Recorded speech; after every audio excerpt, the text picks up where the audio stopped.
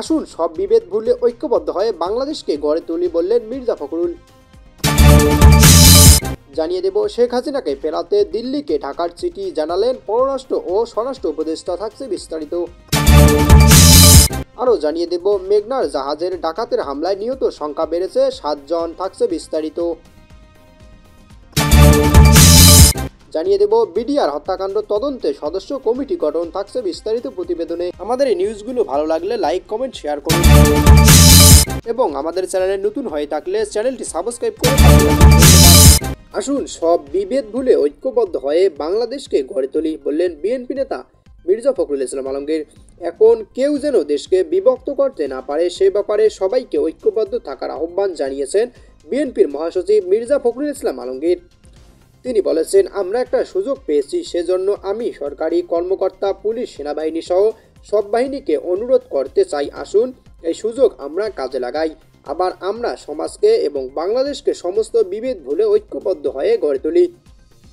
ঠাকুরগাঁও সদর উপজেলার Shibganj degree college মাঠে এক জনসভায় প্রধান অতিথির বক্তব্যে এসব কথা বলেন তিনি। মির্জা ফখরুল ইসলাম আলমগীর আরও বলেন, জনগণকে বোকা বানিয়ে 3টা নির্বাচন করে জোর করে ক্ষমতায় ছিলেন শেখ হাসিনা। তিনি ভেবেছিলেন কোনোদিন ক্ষমতায় থেকে সরে যাবে না, কিন্তু দেখেন কিভাবে মাত্র কয়েক মাসের মধ্যে পরিবারের সবাইকে নিয়ে হাসিনাকে পালিয়ে যেতে হয়েছে। সেই নেত্রী বলেছিলেন, আমি পালাই না, আমি ভয় পাই না, আমি মুজিবের বেটি, আমি পালাই না।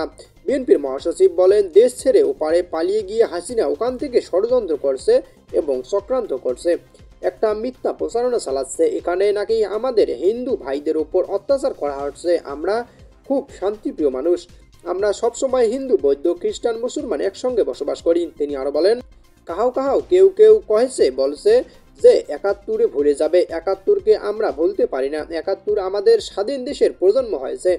আমি আমার নিজেকে চিনতে পেরেছি 71 সালে। আমরা নিজের একটা ভূখণ্ড তৈরি করতে পেরেছি। ছাত্র জনতাকে ধন্যবাদ জানিয়ে মির্জা ফখরুল ইসলাম আলমগীর আরও বলেন, আমি ছাত্র জনতাকে ধন্যবাদ জানাতে চাই। আমাদের ভাইরা যারা 15 বছর লড়াই করেছেন তাদের ধন্যবাদ জানাতে চাই। তারা নিজেদের বুকে রক্ত ঢেলে দিয়ে আমাদের জন্য আবার একটা সুযোগ সৃষ্টি করে দিয়েছেন, যেন আমরা দেশের সব একটা গণতান্ত্রিক পথে সৃষ্টি করতে পারি। আমরা এখানে সব মানুষের ভোটের অধিকার নিশ্চিত করতে চাই। কেউ 3 বার 15 বছর ধরে ভোট দিতে পারে নাই, এই ভোটের অধিকারটা আমরা ফিরিয়ে দিতে চাই। দলের সংস্কার প্রস্তাবের কথা তুলে ধরে তিনি বলেন, আমাদের নেত্রী বেগম খালেদা জিয়া 2016 সালের ভিশন বাংলাদেশ 2030 দিয়েছিলেন, আর আমাদের নেতা তারেক রহমান সাহেব 2022 সালে 31 দফা দিয়েছেন। সেই 31 দফা কি সংস্কার প্রস্তাব? এই সংস্কার আমার চাই। এই সংস্কার বলতে বুঝি আমরা যে ভোটটা দিতে পারি, আমাদের দেশে যেন শান্তি থাকে, জিনিসপত্রের দাম যেন কম হয়, মারামারি যেন না হয়, চুরি ডাকাতি যেন না হয়, কথায় কথায় ঘুষ যেন না দিতে হয়, এরকম একটা বাংলাদেশ চাই আমরা। সদর উপজেলা বিএনপির সভাপতি আব্দুল হামিদের সভাপতিত্বে এসব কথা বলেন বিএনপি নেতা সভাপতি মির্জা ফয়সাল আমিন। ঠাকুরগাঁও 3 আসনের সংসদ সদস্য শেখ হাসিনাকে ফেরাতে দিল্লিকে ঢাকার চিঠি জানালেন স্বরাষ্ট্র ও পররাষ্ট্র উপদেষ্টা। মানবতা বিরোধী অপরাধের অভিযোগে সাবেক প্রধানমন্ত্রী শেখ হাসিনাকে ফেরত পাঠাতে ভারতের কাছে চিঠি পাঠিয়েছে বাংলাদেশ। পররাষ্ট্র উপদেষ্টা মোহাম্মদ তৌহিদ হোসেন সাংবাদিকদের এই তথ্য জানান। সকালে স্বরাষ্ট্র উপদেষ্টা লেফটেন্যান্ট জেনারেল মোহাম্মদ জাহাঙ্গীর আলম চৌধুরী একই কথা জানিয়েছেন। পররাষ্ট্র উপদেষ্টা বলেন, সাবেক প্রধানমন্ত্রীকে বিচারের সম্মুখীন করার জন্য বাংলাদেশ ফেরত চেয়েছে, এটা ভারতকে জানানো হয়েছে। তিনি আরও বলেন, এই বিষয়ে ভারতকে নোট ভার্বাল পাঠানো হয়েছে। এর আগে সকালে স্বরাষ্ট্র উপদেষ্টা লেফটেন্যান্ট জেনারেল মোহাম্মদ জাহাঙ্গীর আলম চৌধুরী সাংবাদিকদের বলেন, শেখ হাসিনা প্রত্যর্পণের জন্য ভারতকে অনুরোধ জানাতে এরই মধ্যে আমাদের স্বরাষ্ট্র মন্ত্রণালয়ের চিঠি ও পররাষ্ট্র মন্ত্রণালয়ে পাঠানো হয়েছে। এটা প্রক্রিয়াধীন আছে। আমাদের সঙ্গে তাদের একটা এক্সট্রাডিশন প্রত্যর্পণ চুক্তি আছেই। বর্ডার গার্ড বাংলাদেশ বিজিবি সদর দপ্তরে বিজিবি দিবস 2024 উপলক্ষে সাংবাদিকদের এক প্রশ্নের জবাবে মন্ত্রী এসব কথা জানান। আন্তর্জাতিক অপরাধ ট্রাইব্যুনাল শেখ হাসিনার বিরুদ্ধে গণ অভ্যুত্থানের সময় হত্যাকাণ্ড, গত 16 বছরের গুম, ক্রসফায়ার, পিলখানা হত্যাকাণ্ড এবং মতিঝিলের শাপলা চত্বরে হেফাজতে ইসলামের সমাবেশ, মোটা দাগে এই কয়েকটি মানবতা বিরোধী অপরাধ অভিযোগ এসেছে। শেখ হাসিনার এবং তার মন্ত্রিসভার বিভিন্ন বাহিনীর প্রধান সহ অনেকের বিরুদ্ধে মামলা চলমান আছে। মেঘনার জাহাজের ডাকাতের হামলায় নিহত সংখ্যা বেড়েছে 7 জন। এদিকে চাঁদপুরের মেঘনা নদীতে নোঙর করা সারবোঝাই একটি কার্গো জাহাজ থেকে 5 জনের লাশ উদ্ধার করছে কোস্টগার্ড ও নৌপুলিশ। সোমবার বিকেল 4টায় জেলা হাইমচরে মেঘনা নদীর মাঝিরচর এলাকায় নোঙর করা ওই জাহাজের বিভিন্ন কেবিন থেকে প্রথমে 5 জনের লাশ উদ্ধার করা হয়।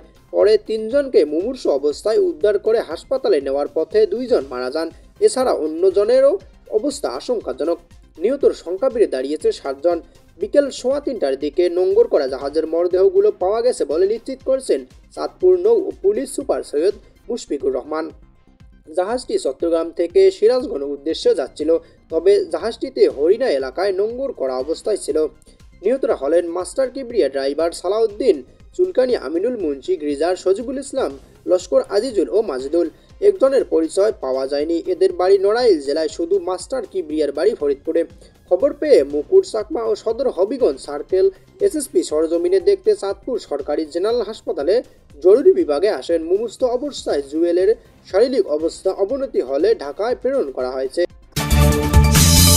বিডিআর হত্যাকাণ্ডের তদন্তে 7 সদস্যের কমিশন গঠন।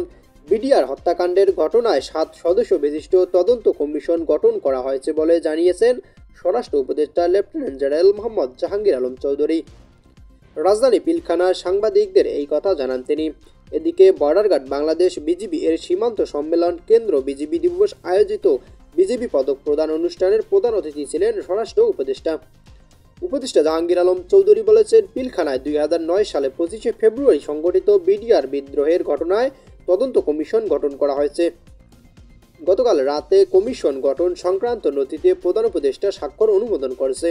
উপদেষ্টা আরও জানান, বিজিবির সাবেক মহাপরিচালক AM ফজলুল রহমানকে সভাপতি করে এই কমিশন গঠন করা হয়েছে।